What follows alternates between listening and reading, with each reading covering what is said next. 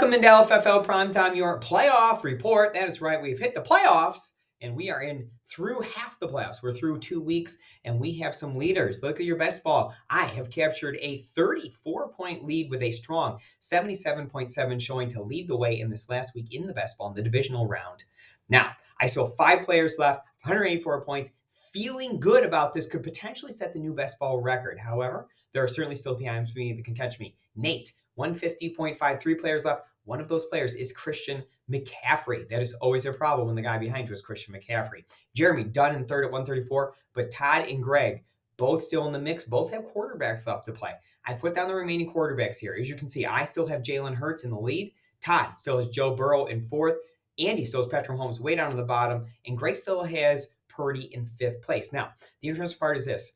Philadelphia wins, I've kind of got this locked down because I would eliminate Nate from contention. I would eliminate Greg from catching up to me with the loss of 2 of their big-time players. However, Ty would still be in the mix. But the reality is if Philadelphia wins and I get 2 more games from Jalen Hurts and Todd only gets 2 Joe Burrow games, he's not likely to close a 50-point gap. So if I am going to lose the lead here, San Francisco beating Philadelphia is really one of the key components to go on. And certainly Cincinnati would probably have to upset Kansas City as well. So we'll see what happens going forward. I like my lead, but as you can see, still a lot left to play for over in the Best Ball League.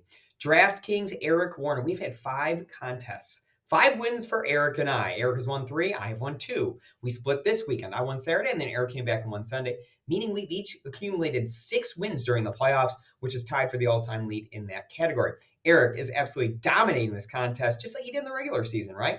773 winning percentage, 133 points per game. Very, very impressive. I'm next, 727 winning percentage at 134.8 points per game. Those are big-time points per games for short slates. None of these slates have any more than most has been a 3-game last Sunday. Everyone else has been 2 or 1. So well done, Eric. Well played.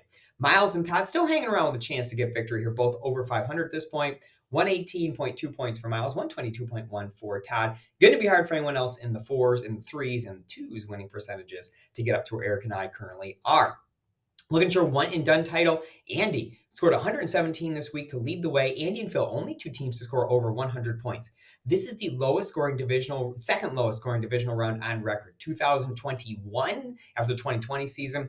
Eric, 103. He was the only team to top 100. Here, at least we had 2 teams top 100, but this is the second lowest winning score in a divisional round. But it is good enough for Andy to jump up and tie Eric, who had a big lead after the first week. However, had the San Francisco-Dallas game stacked. Didn't work out too well, only 78 points. Phil, just 1 point back at 226. Nate, 10 points back at 217. Greg, 14 points back at 213. No, anybody's game right here. Even down to Josh, Bill, Matt. You hit the Super Bowl right and people hit it wrong. This could get really different really fast. So good start for Andy and Eric. Can they hold on? We will see. Your overall leader, Eric, is leading in 2 leagues, leading DraftKings, leading in one and done. So guess what? Eric's leading the overall competition as well. I hang in second place. I am first and second in 2 leagues, but I do have a clanker in there in the one and done.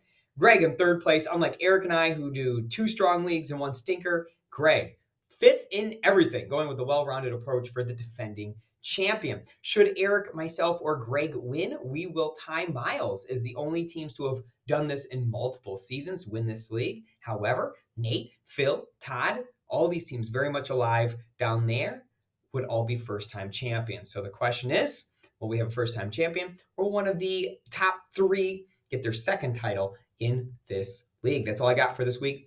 Look forward to talking to you next week. Make sure you hop in the DraftKings contest. Thanks to Nate, who's already sent me his one and done, and send me those one and done lineups. And we will talk to you next week.